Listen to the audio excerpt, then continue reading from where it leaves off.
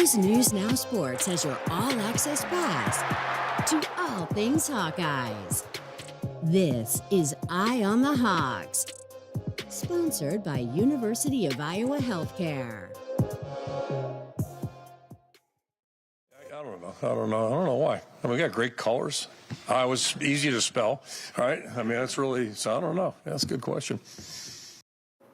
And that, folks, is how you get a T-shirt made. That was less than 24 hours ago, and Raygun does what Raygun does, Iowa. Great colors, easy to spell, and you see the trademark next to it. That is an officially university licensed use, which you don't get a whole lot with Raygun, but there you go. And with that, we welcome you to the Big Ten Championship edition of Eye on the Hawks. Mitch Fick with Owen Sebring and Mike Howell. About to break everything down between the Wolves. Yeah, there's a lot of space. There's a lot of space. That's what we call bad producing, my friends. I forgot to. I knew I was forgetting something. I didn't even look up. For those that are watching, for our friends. For those that are watching on the YouTube, Iowa's News Now YouTube channel live, usually you've got some closer framed shots of us here in the broadcast park studio of myself and Owen. I took the time to go frame up Mike's shot, as I'm wont to do, and didn't get a thank you for that, but that's okay. But Mike's got a ton on his plate. And so you get to watch this is how the sausage is made if you're watching live. Up.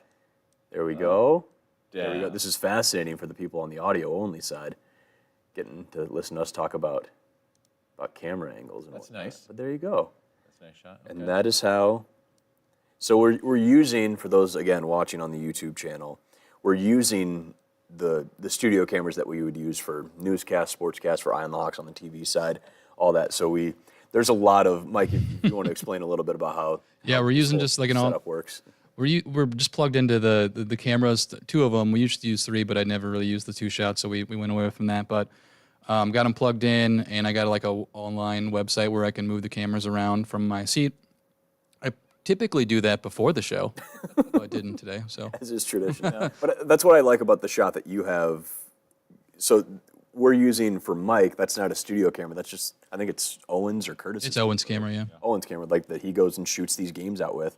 But I like the fact that we've got your kind of set up in that shot, so people get that behind-the-scenes look. So accidentally, we've given more of a behind-the-scenes look of just what we're doing to put this whole thing together as we get ready for a 13th game of the season. Of course, you can also follow Eye on the Hawks on Twitter, just on Eye on the Hawks, and on the Iowa's News Now Instagram channel. A lot of those little clippable pieces. Mike does a great job of getting those up and sharing those throughout the week. People, I feel like that's the podcast. I mean, we get downloads and listens and views and things like that. I feel like the way to really grab people, though, as we're talking behind the curtain a little bit here, are just like those little minute and a half little digestibles. I mean, that's probably like Pardon My Take and Talking Hawks with the Vandenbergs, which I was just about to plug that because I follow them on Instagram, and I haven't watched a show of theirs. And Matt Vandenberg is going to be on Eye on the Hawks on the TV side. Airs Thursday. And then it airs again on Saturday morning on Fox way before all their coverage. But I saw the clip from they spoke to Cade this week, and I was like, wow, I need to watch that. But I feel like it's a way, not just podcasts, but content in general is going, as you see clips on social media, and that goes and sends you to where the full-length stuff is. Mm-hmm. Yeah. Give another little peek behind the scenes here. We have not one, not two, but three Ricolas standing behind the coffee cup over here for Mitch Fick. Guys under the weather a little bit. Call this the flu podcast, if you will. This is not. I'm not hanging off Scottie Pippen. I think that doing my best. I don't want to turn this into a ad space for Ricola, although we'll welcome them as sponsors if they'd like to join in. But is that also what Kirk eats or what he's chewing on right before a game? A couple of the road games when he's out there in front of the team, I've kind of like tried to zoom in on his hands because he's always unwrapping a candy. Got gum. Yeah, he's famous gum chewer. And there was a point where I know the Northwestern game, it was a Ricola. Well, he's had a cough for a couple months too. That's true. I remember he told you, just like, yeah, it's October. Yeah. Reese has his thing too. So I guess Reese Morgan and him just they understand on October 1 they're sharing water bottles. We're gonna be hacking for a little while. I'm gonna look up Kirk Ferentz's gum, and I guarantee it'll say somewhere like, what kind of chewing gum does he prefer? This was asked by Big Ten Network at some point, because of course it was. It's a video clip, so I'm not going to say it or sit here and watch it. But yeah, he chews a lot of gum. Yeah. That's how he does. Also a lozenge guy. Yeah, and I need one too, clearly. Now that we've got all that important stuff out of the way, let's focus on this Big Ten title game thing that's going on in Indy on Saturday, up against the number 2 undefeated East Division champion, Michigan Wolverines. You probably don't need a whole lot of the tail of the tape because they are what you probably think they are. 10.3 points allowed per game. That is the best rate in FBS. Iowa, for the record, is 4th, just over 12 points a game given up. Blake Corum, your Big Ten running back of the year, just announced by the league a couple of hours ago. 3rd in the league in rushing with 976 rush yards, 22 rushing touchdowns, not just the most in the league, but the most in college football at the Division I level. It's going to be a coughing podcast here. Apologize to all the listeners.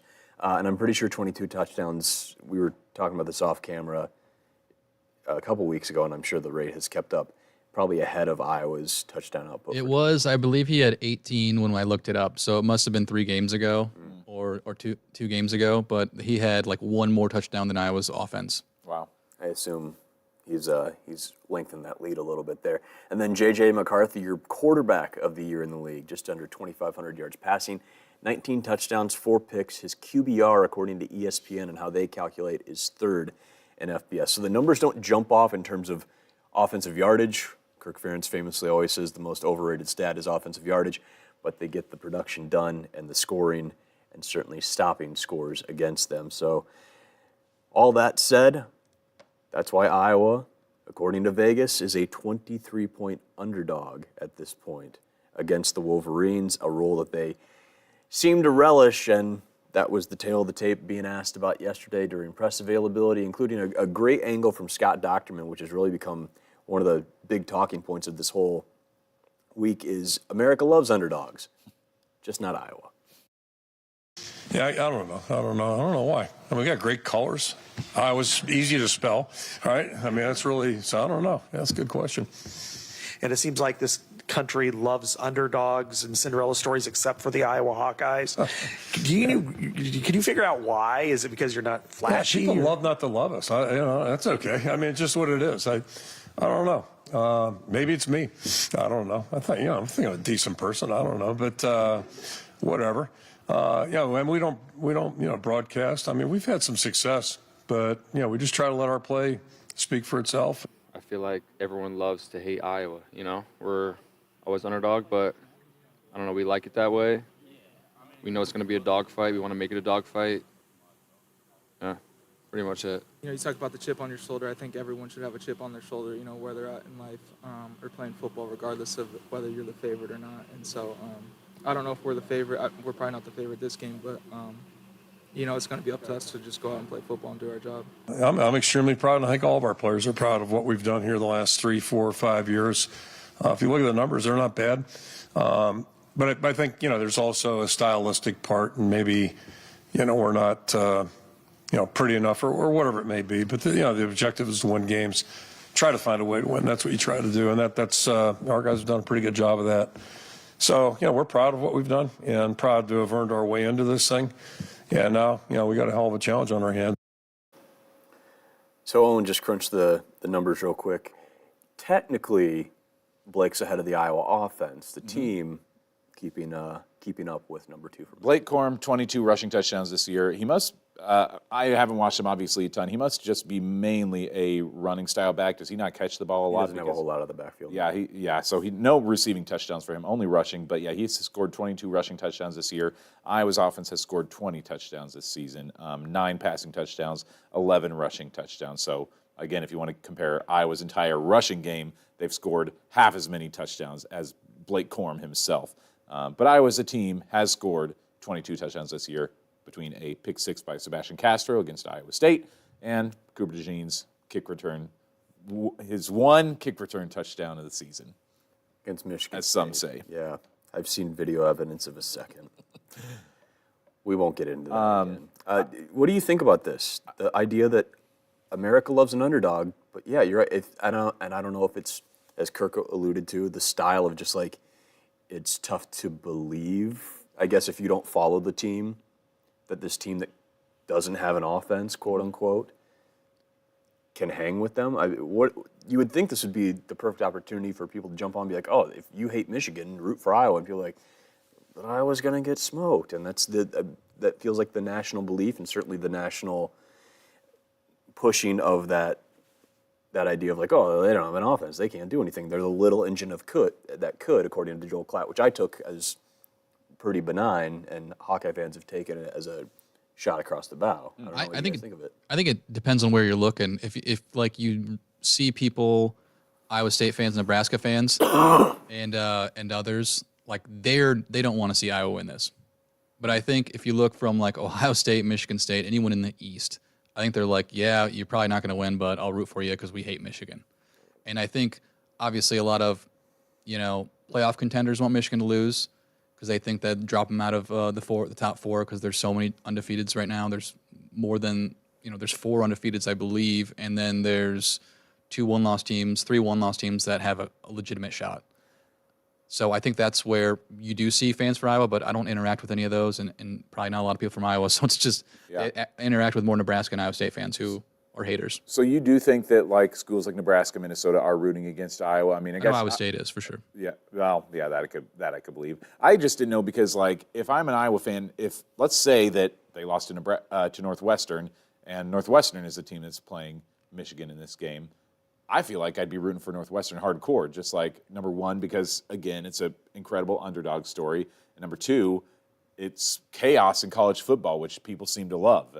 The idea that these teams that we've kind of been planning and scheduling and putting it like as a lock in the bracket now maybe is not going to be a lock in the bracket. But you think that people still, across the Big Ten are still rooting for Michigan. They want to see Michigan in that game, whether you're a Nebraska, Minnesota, Wisconsin fan, or are you speaking more so just for an Iowa State person? I would, probably the Iowa State. But on the other side, when the Northwestern was in the title game last against Ohio State, I was rooting for Ohio State to win by 50. Yeah, I mean, like, I don't want to. I didn't want Northwestern. Little Northwestern? Well, if they were the only West team with a Big Ten title, you could take that as a negative against Iowa. Like, that's the way I think a fan sometimes look. It's like, I don't want to see you have success. I'd rather have the team that always has success have success, because it's par for the course. I think there's probably just the feeling, again, people who don't follow this team and just hear the national college football media just talk about, like, well, they don't have an offense, they don't don't score, that you probably just feel like, well, what's the point of rooting for them then? And you just watch it as a casual fan rather than trying to take a side. Because they're like the Virginia men's basketball team, where they're an incredible defensive team that's only, Virginia's men's basketball team scores like 70, 80 a game, compared to Iowa's men's basketball team that scores triple digits regularly, or high 90s, and has one of the best offenses in the country. But any Hawkeye basketball fan will tell you, yeah, there's ebbs and flows because there's not a lot of defense, which it's a style that doesn't call for it. But it's fun to root for because, hey, like, get your popcorn out. They're a Marvel movie. Whereas Virginia men's basketball and Iowa football, maybe a little more art housey. Yeah. A little like, hey, like, if you have an appreciate for how cinema's made, like, you're going to love the director of photography on this. They're great. They're Sound of Metal. They're because I think Roma, whatever you want to say. And you're an EPL fan. Right now, Arsenal's at the top of the table. We're about 13 matches into the new EPL season. They only have 27 goals scored, which is maybe like 7th or 8th in the table out of the 20 teams, for those that don't follow English football. Like, Brighton is 8th right now, and I think they have more goals than Arsenal does. Arsenal's only given up 10 goals, though, which is number one in the table. So they might not have the most fun style to watch because they're not winning every match 4-0 or 4-1. But, like, this as a Chelsea supporter, there is something thrilling about a 1-0 win where that one goal matters so much. Yeah, and that's the whole point, because if you want to win with defense and special teams, like comparing it to soccer, you have to be able to actually get it when it counts, and this will be a test. Can Iowa do it against one of the best defenses in the country? Because this is going to be the best defense they play, even to the next level of Penn State. And you saw outside of that first drive, they couldn't move the ball against Penn State. Different team, a lot less different team. Quarterback. Yeah. But and everything went wrong in that game. Eric all fumbles centimeters. It looks away like from you're the going ground to. And all that. Yeah. He was almost inside the red zone there. It was a great drive. Yeah. Yeah. I am curious about this underdog role, because when Matt and I were talking today for Eye on the Hawks, I brought up a comparison to the Iowa women's team going up against South Carolina, because in terms of underdog roles, it feels a little bit the same. And I don't know if you guys would agree that in that game, would you say that also America was not supporting Iowa? Did they want South Carolina to win that game, or did they want Caitlin Clark and the Hawkeyes to win that game? I feel like Iowa was a bit of an unknown since they were newish to that stage. I think the casual fan was fascinated to watch Aaliyah and Caitlin go head-to-head, which that was incredible. But I know talking to the team, like asking Kate Martin after that game, hey, you had a great first quarter. You knew they were going to make a push, though. They're the defending champs. Were you guys, I asked something along the lines of, how did you prepare yourselves to survive that? And they're like, we didn't. She looked me right in the eye and looked not offended, but just very straightforward of, no, we thrived. We didn't survive. And I think that was their mentality, and I get the feeling that that's the mentality of this team, too, is like, we're here for a reason. Yeah. It doesn't, maybe doesn't pass the looks test because we don't score a ton of points and, we find every which way to win a ball game. But it reminds me of, and Kirk brought up the 2016 game against Michigan a lot. I remember Josie Jewell, it came out, I think, after the game, had gone to CJ Beathard, who was a quarterback at the time, and said, get us 14 points. You get us 14 points, we'll win this game. And it took to the final kick from Keith Duncan, but they got 14 points. But I remember that being a fun little string that came out of that game. Was just, and I get the feeling that that's how this defense feels now, is like, hey, you guys don't have to do a whole lot. We will take care of the rest. Obviously, a very tough task at hand against this Michigan team, a very different one from the Wilton Speet-led one from 2016. But it's the same mindset, it feels like. They had thinking back when I was looking today, the touchdowns for this team, I was like, boy, they had that pick six against Iowa State, and it kind of felt like, all right, this team's going to have another maybe 3, 4, 5 pick sixes this year, and they just have never quite come. This weekend feels like the time where they need it more than ever. They need to get a defensive touchdown. That's one of the most surprising things of the season, don't you think? Their turnover margin, I think Iowa's, I wrote down, they're -1 on the year, I believe. Yeah, -1. Wow. And Michigan's +14. Wow. So, I mean, that definitely, if Iowa has any turnovers, I think it's like game over, And I think you almost have to have a couple just because J.J. McCarthy, Blake Corum, they are missing one of their linemen who got hurt last week in the game. One of their better interior linemen. So, I mean, is that enough for, our D-line's pretty good. But you have to limit the turnovers. And so far, Deacon's only done that one game, right? With no turnovers? 1 or 2, something like that. Yeah. So it's going to be a tough task for the offense, but if they can, just moving on from Penn State, if they can get first downs and make Michigan's defense play a little bit longer than Penn State's defense did in that first half, then I think if you can limit, then if, you have a chance in that second half if there's not a lot of scoring output from Michigan's offense. It's going to be, talked about this going into Wisconsin, too, and turned out to be a career day for him. Torrey Taylor, you're not going to have any elements to deal with. I asked him about that yesterday and said, like, hey, yeah, nice to have the wind at your back, but if you don't have to worry about any sort of stuff like that and you're indoors, and only second time he'll get to punt indoors in his career, like, yeah, you'll take that for sure. Go ahead. I was just going to say about Deacon, he did not throw an interception against Wisconsin. Did he fumble the ball in that game? He had a fumble, but he recovered it. And he did not throw an interception against Illinois. Did he turn the ball over in a fumble in that game either? So there was that close one, right? It was a fumble that was recovered for a first down. Yeah. Thank you, Seth. Oh, yeah, that was that happened in Nebraska, too, didn't it? Something like that. Yeah. There was some weird fumbles in that. Weird one. We'll talk replay. about that. Yeah. Anyway. Well, speaking of Torrey, Big Ten Punter of the Year, one of several Hawkeyes, 20 in all, getting some postseason honor, not postseason, but season honors from the Big Ten. We'll talk about that after the ad break. Better sleep means better mornings. Start your morning waking up on a Restonic mattress. At Corcoran Furniture, we are Delaware County's largest Restonic mattress dealer. We have great prices on Ashley Furniture and the largest selection of Restonic mattresses, featuring the Marvelous Middle, giving you more support where you need it so you can sleep soundly. And it's made for you right here in Iowa. So if it's a crossword, coffee, or the morning news, let Corcoran Furniture help you start your morning off right. Visit Corcoran Furniture in Manchester or shop online at CorcoranFurnitureManchester.com. 10 awards announced over the last 2 days. Just in the last couple hours or so, we got the offensive side of the ball announced. So I think Mike's got some of the the web shots. Want to go offense first, or Let's go offense first. Okay. Yeah, Hawkeye football's got those real nice Yeah, those are great graphics. headshot ones. Yeah, real nice for people working in visual jobs. Helps us out a bit. So you got 8 Hawkeyes on the offensive side getting some sort of conference honor from the Big Ten. Eric All, of course, has been out since Game 7 against Wisconsin. Gets honorable mention on the coach's side. That's awesome to see. Connor Colby from both coaches and media gets third team. Nick DeYoung, the guy who talked about plugging in anywhere on the line, third team from coaches, honorable mention from media. Jennings Dunker gets honorable mention from the media. Rusty Feth, honorable mention from both coaches and media. The transfer from Miami of Ohio was an all-MAC guard for the Redhawks. Logan Jones, who we were expecting back, has been practicing this week. Should be back at center. Tyler Ellsbury's been great plugging in for him, but he was third team from coaches. Media gave him honorable mention. Mason Richmond, honorable mention from coaches and media. And kudos to LeSean Williams, honorable mention, all Big Ten, both coaches and media.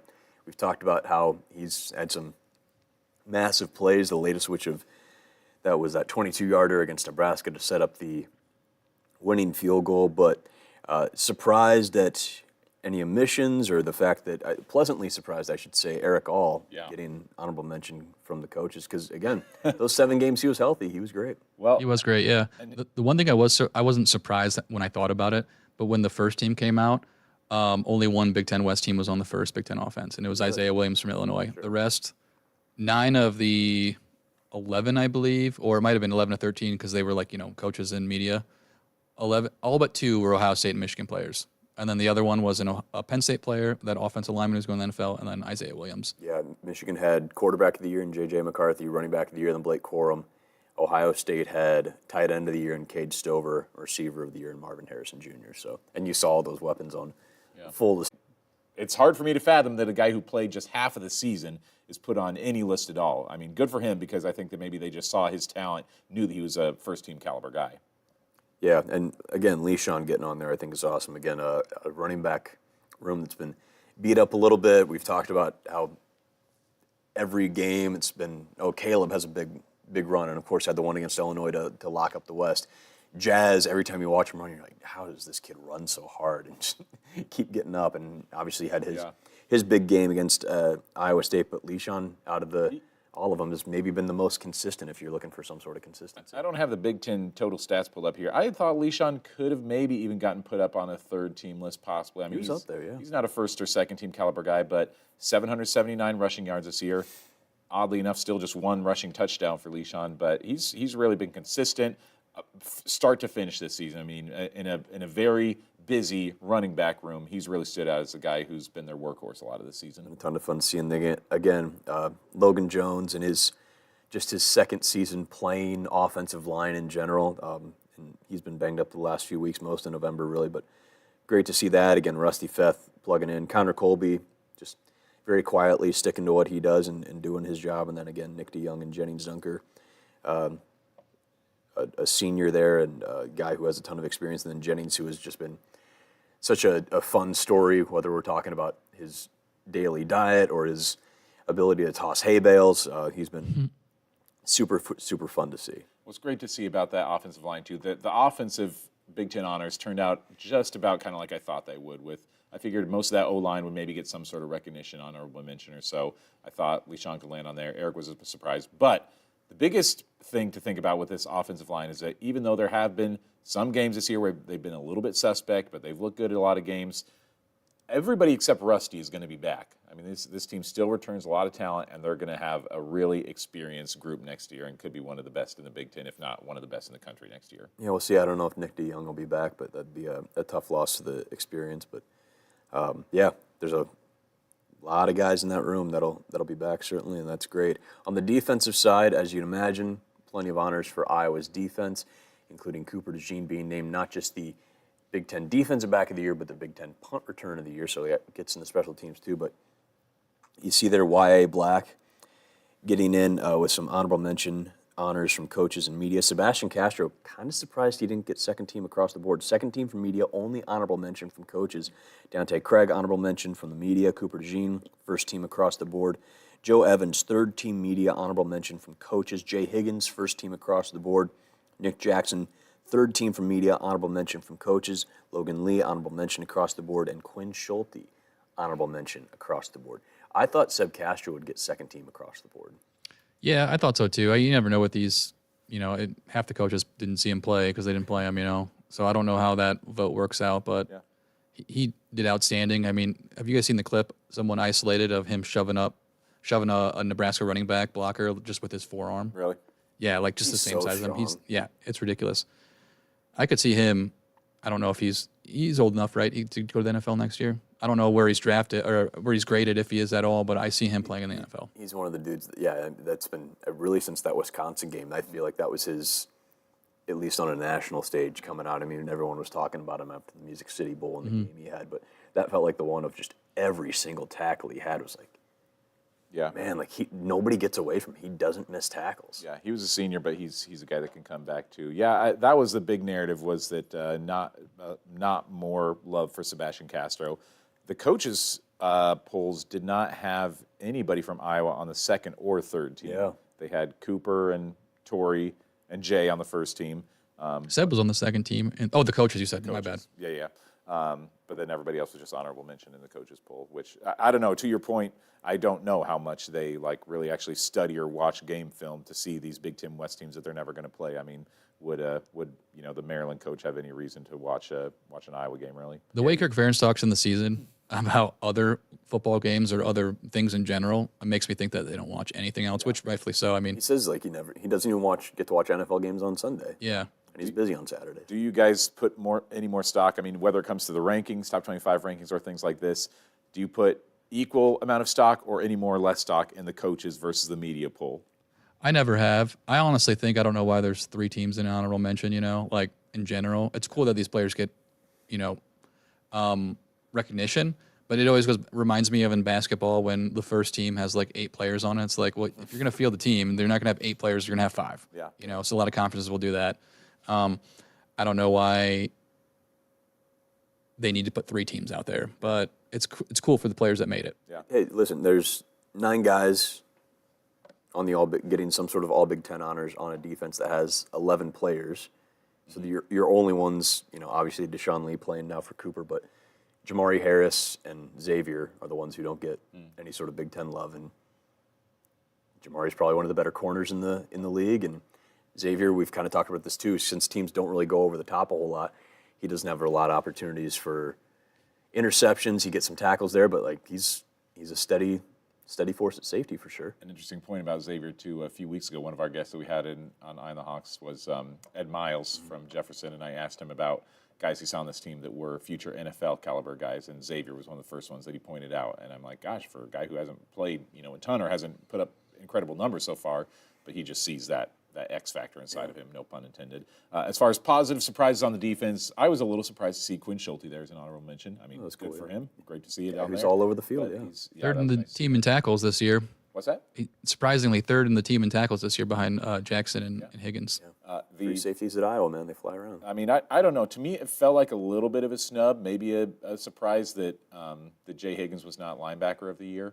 I mean, am I off on saying that? I don't know much about was it in Illinois? Ohio State. Tommy Eichenberg, I think his name is. I don't know a lot about him, but David Eichel put a blind stat comparison on Twitter, and I think he has 80 tackles. Obviously, Ohio State is usually winning by more points in the second half, so I think he has way less snaps overall.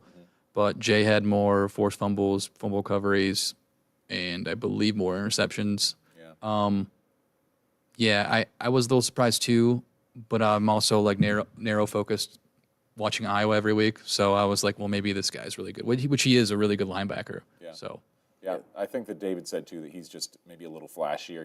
Jay doesn't have a whole lot of hits out there where he's really in an open field situation, really laying the lumber, cleaning somebody's clock. But Eichenberg maybe has a few more plays like that, so he's a little bit flashier, a bit sexier of a linebacker. I notice this every week when we go and log our game footage and clips in our system. Is I'll mark as I'm shooting the game for those not familiar with the process of I usually shoot the scoreboard after a big play to be as I'm going through this litany of clips the next day, these video clips to load in, okay, that's one to save, and I'll mark ones for Jay, and then I go back and watch them. Like, it's a fairly pedestrian, quote unquote, tackle. Like nothing spectacular, but again, when you get 130 of them stacked up, kind of speaks to how good you are. One of those games where he had like 16 tackles, I'd saved maybe like one of his tackles that game just because they were all very like, assisted tackles or ones that just kind of were a big scrum of people together that you don't really even notice it hardly. A lot of lunch pail stuff. And then, of course, you got the special teams as well. Torrey Taylor, your punter of the year in the Big Ten. Cooper, your return of the year. A lot of talk about how Cooper, I believe, was the fifth time in 9 years that Iowa's won defensive back of the year, has had a representative to win that. Third time in the last 6 years they've had returner of the year. Yep. You got Amir in 2018, Charlie Jones in 2021, and now you get Cooper in 2023. Drew Stevens, I believe, was second team for media. Second honorable mention coaches, something like that. How that went, but see, which was good to see him on the after the last few weeks that he's had on the field. It's good to see him get some recognition from the Big Ten for having an overall pretty great year for a young kicker. Yeah, third team coaches, honorable mention media. So Drew Stevens, again, sounds like he'll be the guy to start going into Indy as well. So hopefully just a quick seat in Lincoln will be enough to shake up any sort of negative vibes that he was still feeling after a rough first half there against the Cornhuskers. Kirk Ferentz never shies away from the fact that he's been doing this for 25 years, brings it up, it feels like pretty much every week. There's some story, or he mentions 81 when he first got to Iowa City and spent 9 years as an assistant. He was asked by Tyler Tashman from the Register yesterday about what this season and every lesson it's handed down, from dealing with this litany of injuries to the off-the-field drama of this being Brian's last year and maybe that being announced at a time that he wasn't totally on board with, and whatever it may be. He was asked about what he has learned, and Kirk, as we've kind of alluded to a couple times this year, drew parallels to being a parent when it comes to being a coach and watching over all these kids within the program. And there's a lot of days, I'll say this publicly, there's a lot of days where I've, over 25 years, wonder if, do I have any idea what the hell's going on? Is anybody hearing anything that, I think is important? It's kind of like being a parent, same way. And then, some way your kids surprise you every now and then. But, a lot of the stuff, there are no, concrete answers. So you just got to do what you feel is right. Try to get input and, feelings from people in the building, people you work intimately with, and your players too. You just try to, get a gauge of what what might be realistic, and then try to shape it in a way that's good for everybody. But you think about it all the time, and I don't mind telling you, I got a lot of doubts all the time. It may not look like it, but believe me, my mind, you would all know what's going through my mind most of the time. It's not good, probably not healthy, but anyway, somehow, some way, we're still here. He's had some all-time snorts the last couple of weeks. That's when Kirk's really cracking himself up or finding something funny. We've talked about this a little bit, and I've had a few people ask me as well. I don't know if you guys are the same. Kirk's emotions. Talk about it all the time. We've seen it now on a weekly basis, it feels like. Certainly there have been bigger tent poles as we've gotten in November, and you get the crazy win at Wrigley, you get a shutout against a really good Rutgers team, you clinch the Big Ten West, and then you win in Lincoln as well. And people have asked, man, he's more and more emotional. Do you think, is he not going to be back next year? Has he said something like that? I think as he draws that parallel to parenthood and watching your kids, and sometimes your kids will impress you, I think he is just so amazed by this group that they've lost so many guys, and that, guys like Marshall Meter are just kind of thrown in after they've come in off the street from a text from LeVar Woods 3 months prior, that I think he is just as flabbergasted as we are at times, even though he's around these guys so much and he sees the work they're putting in. I'm just I'm sure even he in his mind, and you don't want to know what's going on in my mind, but I'm sure one of the thoughts is how are we 10-2? Yeah. How have we done it? And that's refreshing to hear from a coach. Be like, listen, we're figuring it out just the same as you are. The last 2 years that we've seen all these emotions, it's been two big things especially. It seems like Jack Campbell, every time he brought up Jack Campbell's name, he'd get emotional last year. And he was just a special player to him, I think. And then this year, yes, like you say, with all the injuries, with the next man in, with the way this team has grinded through and somehow pulled out a 10-2 season, really brings out a lot in him. I was asked too by some friends over the weekend, do you think this is gonna be the last year? He just gets super emotional, like after this game in the 1-4. I'm like, I've seen this like the past few years you've mentioned, like it's kind of like this. And I don't know if it's just him aging and whatnot, but to me, it's pretty cool to see that, these macho football guys who a lot of times will try and, mask any emotion, will actually show emotion. So I appreciate it of it. Yeah. I'm curious to ask you two, because the three of us have been around Hawkeye football more than 99% of the rest of the state of Iowa, and we've seen this team on the field a lot. We've seen them on Tuesdays, and we've just had so much exposure to them. At this point, what percentage would you put on it that Kirk does retire after this year, that he has done? Where would you put that percentage in your opinion? I think it's close to like 15. I wouldn't say a lot. Yeah. I think he's got at least 1 to 2 more years in him. Yeah, I think the fact that he came out, and because that was the thing after he was asked about his future when the Brian news came out, and left it a little vague, and then the next day comes out with the statement of like, yep, planning to stay. I think, yeah, I would maybe put it 5-10%. Yeah, I don't think. Have I thought of maybe I should write something up, stash it away on my computer just in case he surprises me? Yes, I've thought that, but because there's an argument could be made that you put out the statement so no recruits decommit, and then after the season, then you make the decision when you have a plan in place so the recruits don't waver. But I legitimately think he's going to be here for at least another 2 years. He talks about he still seems to love it, and that aside from spending time with Mary, like his favorite place to be is in the football complex, grinding out with these guys. And I think he talked about it after getting into 2015, 2016, as they were kind of like changing their routines and things too. Like he's a guy who gets on the bike every morning and is still active, and again, he's still successful. He's won 28 games now in the last 3 years. That's a lot of teams would really like to have that kind of production and success. If January, February comes around and Kirk announces he retires, I would not be flabbergasted. I would not fall back in my fainting chair and be all that blown away if it happened. So that's why I put the percentage, maybe at, like you say, 15 to 20%. But there's nothing in my mind that makes me think that he's actually going to be done after this year. From everything they said, it would be a really big 180. A lot would have to change in his mind between now and a month from now for him to decide that this is going to be his last year. The only thing that makes me think, have that even high as 15% is the new Big Ten aspect. Mm-hmm. We know how much he did not like traveling west for these out-of-conference Pac-12 games, which he's had in the past. He said he wouldn't do it anymore. It's going to be an 18-team league, right? 18? That's just insane. Iowa could go 11-1 and still, theoretically miss the Big Ten, lose 2 games, and you're probably never going to make it because, you have Michigan, Ohio State, and USC, all these blue bloods in the conference.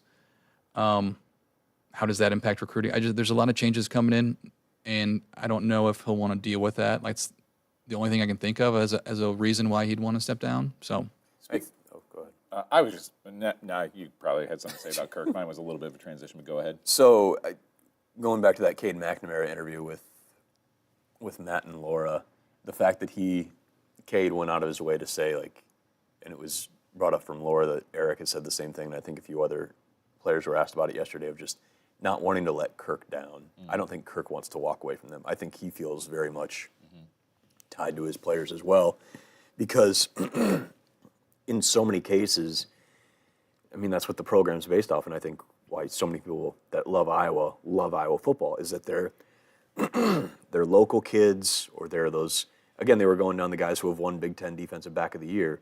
They're all these 2-stars and 3-stars that Iowa's their only Power 5, or they're 2-stars that didn't have any other offers besides Iowa.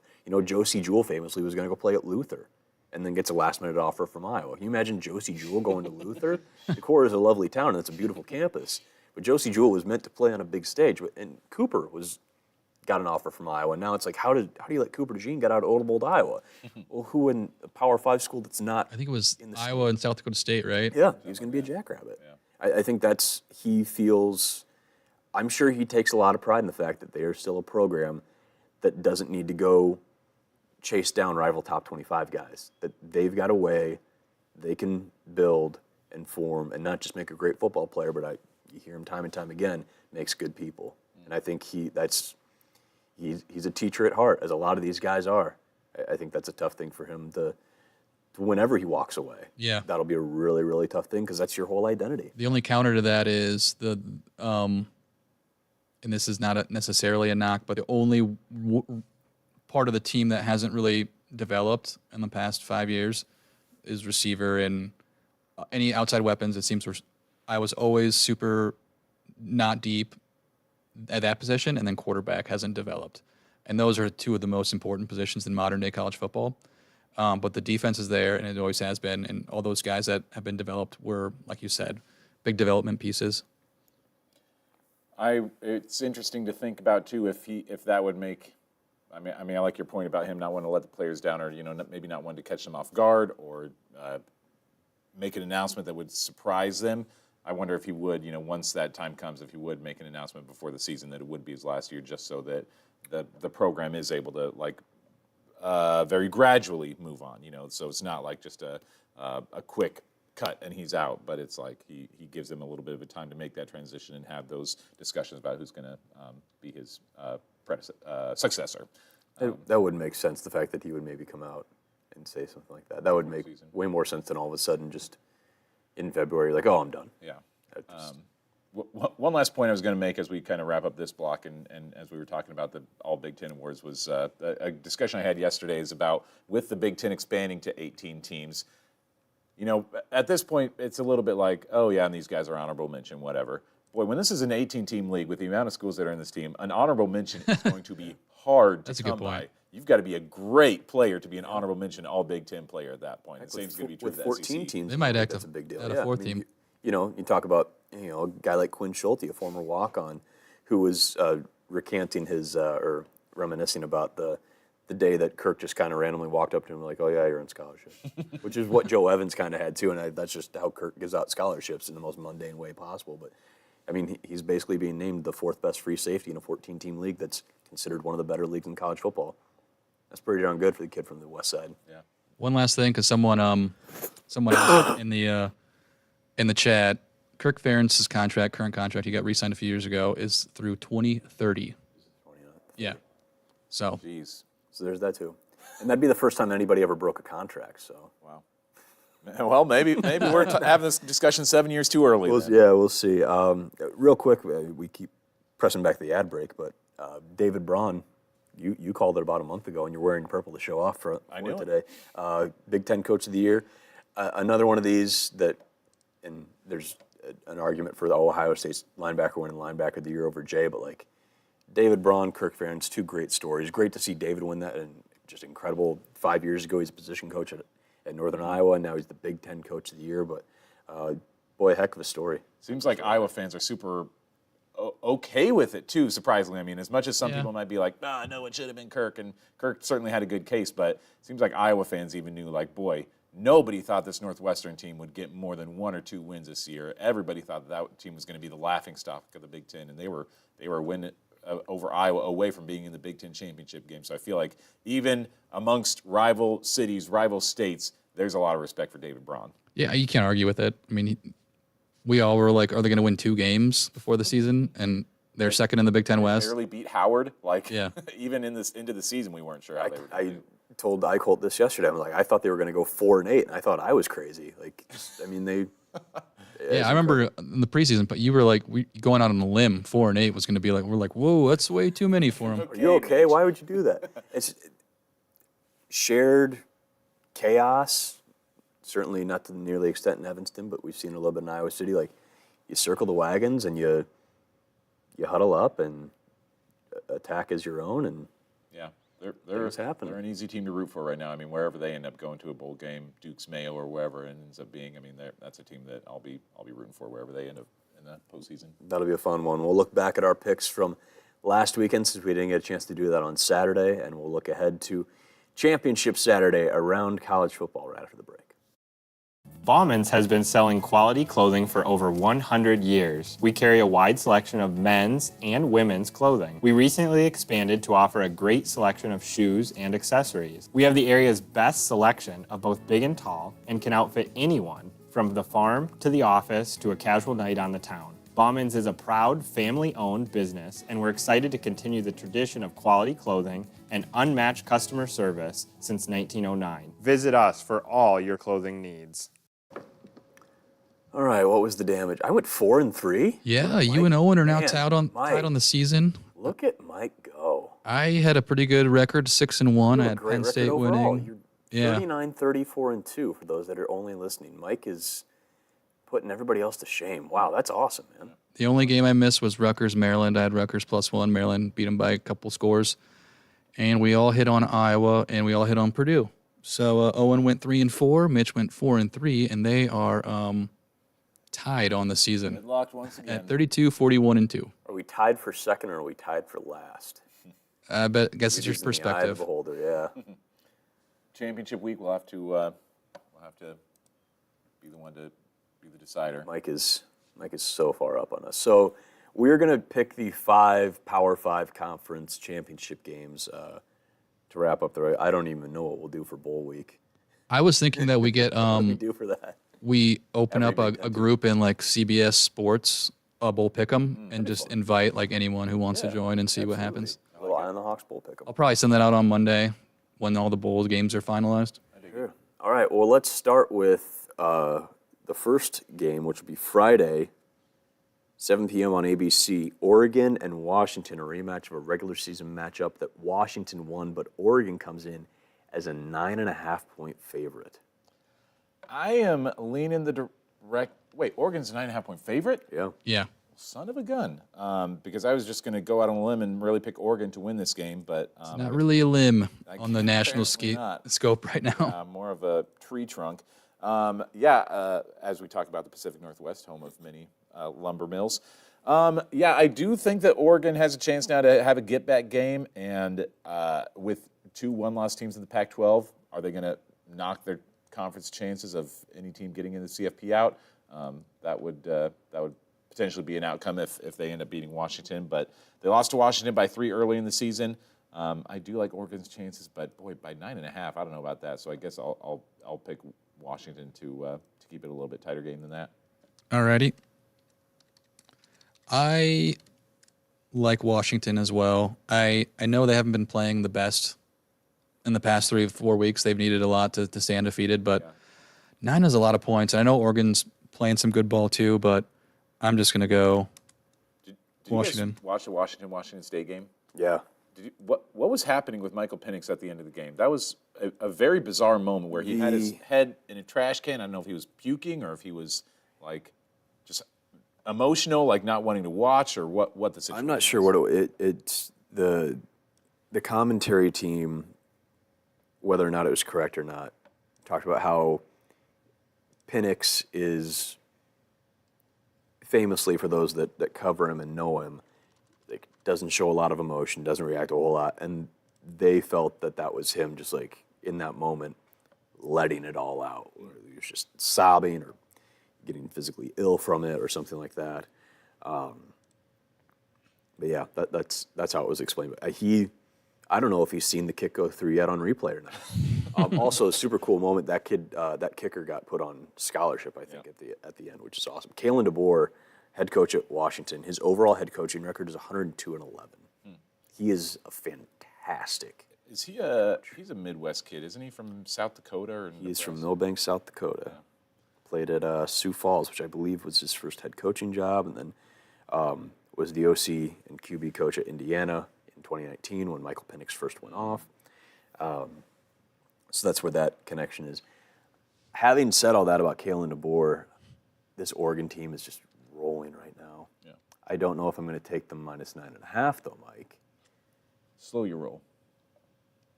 Because it's bound to be a shootout, right? It's bound to be a shootout. It has to be. But it wouldn't shock me if Oregon lambasted them. We'll see. But it wouldn't shock me if Oregon lambasted them. We'll see. Big 12 title game. Oklahoma State, number 18 in the country against number 7 Texas. Longhorns still with an outside shot, maybe at a playoff spot. They are 15.5-point favorites over the Cowboys. This one's interesting. Saturday at 11 on ABC. These two teams haven't played yet, I believe. It's the new Big 12. It's the first time in a couple years where they haven't round-robined it.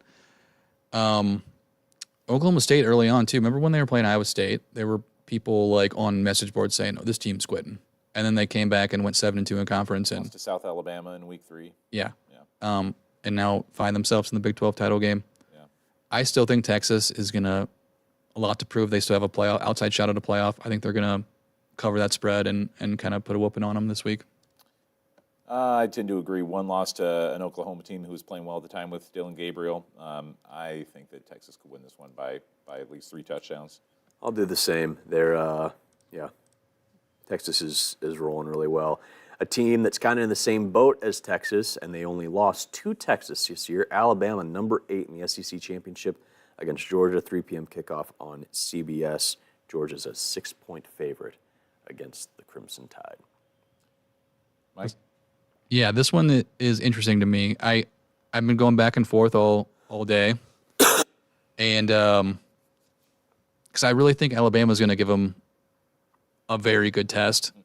I think they'll jump out on front, the Crimson Tide, but I think Georgia's going to come back. I still think it's like a one possession game though, so I'm going to pick Alabama just to cover, but I think Georgia wins. I'm a little bit in the same boat. I'm going to pick Alabama as well. I could see them winning this game. Georgia has looked a little pedestrian over the last couple weeks. I mean, it took a lot for them to get past Georgia Tech last week on Rivalry Saturday. So I think that Alabama could win this game in that 4th and goal from the 31 or whatever, the Jalen Mill throw, I think it's being called. That could go down in Alabama history as one of the most important plays in school history if that ends up being the play that leads to them getting in the college football playoff. But it won't. Georgia minus the 6. I still think a lot needs to happen for Alabama to make the playoffs. A lot of people think they don't. Yeah. If Texas is there ahead of them, and Michigan's undefeated and Washington's undefeated, and But if they beat Georgia, do you put Georgia into the CFP above Bama? I mean They'd probably be 4. Georgia and Alabama or Georgia. I don't know if Bama would make it in. Yeah, but Georgia would be 4. You think? I think Georgia would go from 1 to 4. But your 2-time defending champion, and their only loss is that game. I don't know. Yeah. What happens though if Washington wins, Michigan wins? I don't know why I'm pointing here, and Florida State all win. There's 3 undefeated. They have to be in. 100%.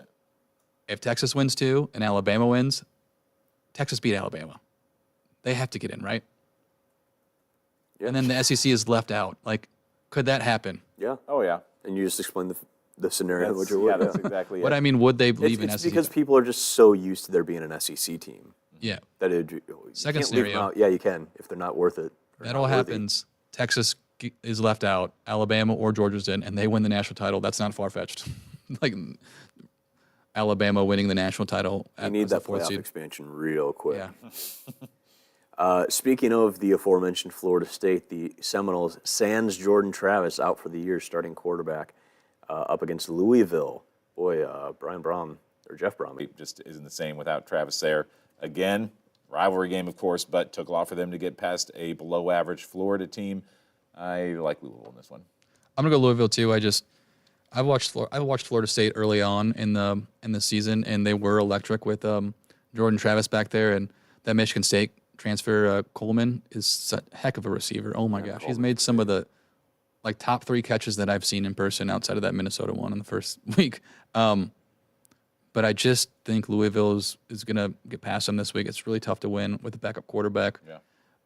Saying that as an Iowa fan, I was doing it, baby. But they're not playing Florida State, so. Rodemaker's Or really Louisville. settled in, though, the last couple weeks. Tate Rodemaker starting for Florida State. I'm going to take the Seminoles to cover. I think they got a lot of dudes. I mean, losing Jordan Travis is tough, but it's been fun to watch Louisville do what they've done under Brom, but I think Florida State reminds people that, hey, they're not just one guy, and Mike Norvell gets them to the playoff by the skin of their teeth. That game will be played at 7 o'clock on ABC. Right at the same time, Iowa takes on Michigan in the Big Ten title game. Number 16 Hawkeyes, a 22-point underdog, 23 in some books as well, against the number 2 team in the country. There will be a black hole of viewers for that Louisville-Florida State game. Nice. You got him. You got him. He muted Did me you for get the me? Yeah, I muted you. I think so. For those audio only, I coughed, and Mike, It probably came up on Owen's mic. Yeah. probably. Big cougher from the chest. Not a single person in the state of Iowa is going to be watching that Louisville-Florida State game. I feel like all eyes are, of course, going to be glued to Fox and Gus Johnson calling Iowa, Michigan. I don't have as much hope as I have that Kirk Ferentz is going to be gone after this year. I have even less of a percentage of confidence that Iowa's going to beat Michigan. I think they have maybe like a 4% chance of winning this game, but I do like them to keep it a little bit closer. I think that with that defense against Blake Corum, I think that they can bottle them up as they have done against some outstanding running backs across this entire season. The defense plays well, so I could see it being like a 16-point game somewhere in there. So I'll take Iowa to cover. I wish I had optimism this week, and I've loved watching this team play and battle back through some adversity all season. But this is by far the best team they're going to play, even Penn State. I just don't see it. I think it's close, like the Penn State game in the first half. I think if this was a first half spread, I'd take the 22. But I just think I don't have a lot of faith in Iowa being able to keep the defense off the field.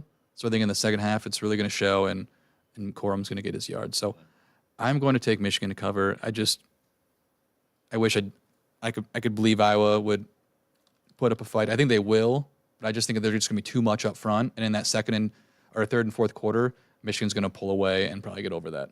There's the question of, and we saw it against Penn State too, and we've seen it against Michigan in 2021, against Ohio State in 2022, that when this defense gets 65, 70, 75 plays on, that's, half those points, those 42 points in 21 came in the fourth quarter, including 2, I think, in the last half of the quarter, 2 touchdowns. I believe it was 10-0 at half, wasn't it? 14-3. 14-3, okay.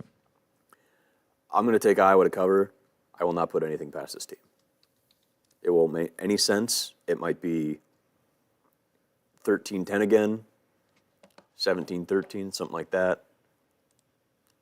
I don't think it gets to the spots that we've seen in the previous ones. Everything had to go wrong in Happy Valley for that to be 31-0, and things really got sideways.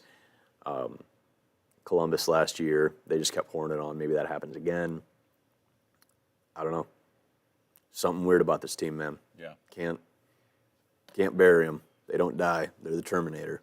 Just keep coming forward. Again, the little engine that could analogy that Joel Klatt made, I think, was meant with no national guy has been a bigger Iowa Hawkeye fan since 2015 than Joel Klatt. But I think he's also enamored with Michigan, too. I mean, he's the guy that coined the boa constrictor analogy. Oh, yeah, they had the graphic on Saturday. I mean, Iowa's a pretty good snake, too, I feel like. They again, they make every team play this strange style of football that maybe doesn't meet the style chart for a lot of fans, but hey. That's my fear, though. Michigan likes playing that way, too. Against Penn State in the second half, they ran 20 straight rush plays, and they just put it down their throat. And Penn State's got a good defensive line, too, and it's going to be a hard-fought game. I think it's going to be one of those games where national people are going to be like, this is kind of gross, Good. But I just don't think they have the horses in the second half to keep up with them. I think the play count's going to get too high, but hopefully I'm wrong. I love being wrong when it comes to this stuff. I wouldn't be shocked. Iowa tried to do it 2 years ago in that fake field goal and score early, and that's the thing that kind of got them off schedule a little bit. I wouldn't be shocked if there's something akin to a round one knockdown by Iowa, whether it's Caleb or Leishon or somebody just gets some big players and all of a sudden Michigan reels a little bit. Maybe they overcome it. I don't know. Just feels like there's something big will happen for Iowa early that gets everybody to buckle their seatbelts. Might make this a little more fun than people are expecting. Hold on to your butts, as a wise man once said. Samuel Jackson. That's the hope. Underrated lines. Since we'll be there, it'd be like an amazing thing to cover. Sure. There you go. So, fantastic segue. So our weekend championship coverage is going to start Friday on Iowa's News Now. We'll have live hits. We're going to do a live hit at noon wherever we are in Illinois. So on CBS 2, we'll be on the noon show, wherever that may be. 5 and 6 from Indianapolis. We've got some interviews set up for the later shows at 9 and 10 as well. We'll have some probably coverage from stuff yesterday with players and coaches for those early hits. And then Saturday, we don't have a 6 o'clock on CBS, so there won't be any coverage there. But 9 and 10, we'll have plenty of fan stuff. We'll have all stuff on social media channels. You see those there, Eye on the Hawks on Twitter.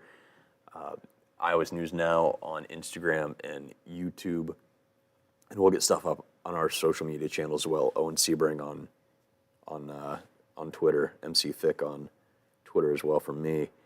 And we'll just get as much stuff online as possible. And we got some podcast plans for some stuff as they come Yeah, through. it's hard to nail down. I think we want to do one on Sunday once the bowl information comes out, once we know where I was going.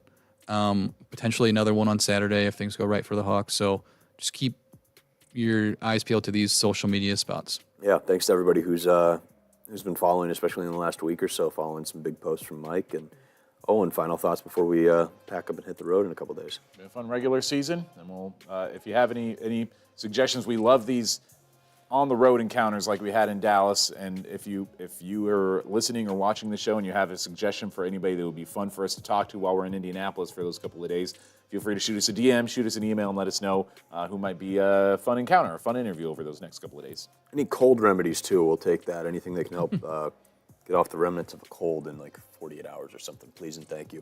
We'll see you in Indy, folks, and talk to you soon on Eye on the Hawks.